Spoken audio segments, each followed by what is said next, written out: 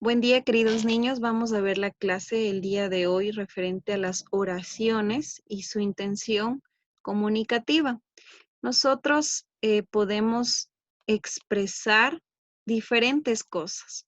Por ejemplo, nosotros podríamos desear algo, podríamos preguntar algo, afirmar o negar algo. Entonces, por esa razón es importante que ustedes conozcan el tipo de oraciones que existen y que podemos utilizar.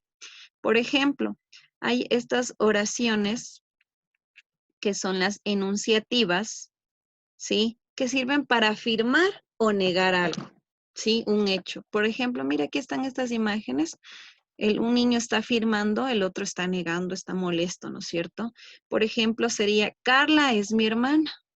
Otro ejemplo puede ser, mañana no hay clases. Entonces, ahí yo estoy afirmando, en la una afirmo que Carla es mi hermana y en la otra estoy negando, o sea, es decir, que mañana no va a haber clases. Esa es la negación, es algo que no va a suceder. Estas son las oraciones enunciativas. Ahora, las oraciones interrogativas, como observamos de esta imagen, es algo que se está preguntando, ¿sí? Es decir, que sirven para preguntar. Mire, por ejemplo, ¿cómo te llamas? ¿Cuántos años tienes? ¿Qué haces? ¿Por qué lloras?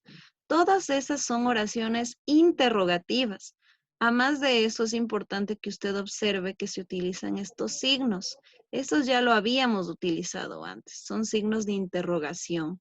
Así que tomen en cuenta que cuando se hace oraciones interrogativas, utilizamos estos signos, ¿sí? Ahora vamos con las oraciones exclamativas. Estas oraciones sirven para expresar sorpresa, alegría, tristeza u otros sentimientos que tengamos. ¿Sí? Es para expresar todo lo que sentimos, las emociones que tengo. Además, estas oraciones utilizan estos signos, que son los signos de admiración o signos de exclamación. ¿Sí? No se vayan a olvidar, obsérveles bien para que usted cuando haga oraciones exclamativas, pues utilice estos signos. Por ejemplo, ¿qué alegría sentimos? ¿O qué emoción me da verte? Todas esas son oraciones exclamativas, lo que yo siento, ¿sí? Vamos a la siguiente. Las oraciones imperativas. Estas oraciones, como yo les había explicado antes, son las que utilizamos para que ustedes recuerden, ¿no? Son las que utilizan los profes, utilizan los papitos. Estas, en cambio, sirven para dar una orden o prohibir algo. Por ejemplo, lava los platos. Javier, dame ese libro. Lávate las manos. Son órdenes que nos están dando. Es decir, son cosas que tenemos que hacer, que no nos preguntan, que no nos dicen, mijito, ¿quieres lavar los platos? No.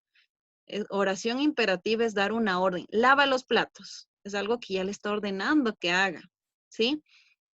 Y otro tipo de oraciones son las oraciones desiderativas. Estas oraciones, en cambio, sirven para expresar un deseo, un anhelo, algo que yo quiero. Por ejemplo, lo que quisiera la profe, ¿no? Quisiera que los alumnos prestaran atención. Es algo que yo deseo con todo mi corazón que pase, ¿ya? De igual manera, otro ejemplo es, me gustaría ir al cine. Es algo que me gustaría. Por ejemplo, ahorita que estamos en esta situación, me gustaría que todo esto termine. Es algo que nosotros deseamos, ¿ya? Por eso yo les decía, acuérdense, si dice aquí desiderativas, yo ya me acuerdo, digo, desi tiene relación con deseo. Ya, entonces fácil. La profe ya me pregunta oraciones desiderativas, listo, es para expresar un deseo, ¿no es cierto? Así que mire, estos son los tipos de oraciones que según la intención que tengamos, si yo quiero afirmar algo, ¿qué tipo de oraciones utilizo? Enunciativas.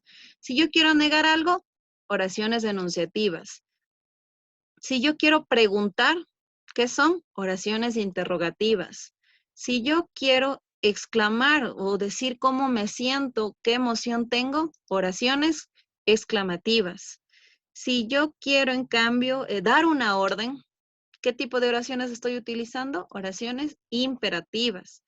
Y en cambio, si yo quiero decir algo que yo deseo, que me gustaría mucho, son las oraciones desiderativas.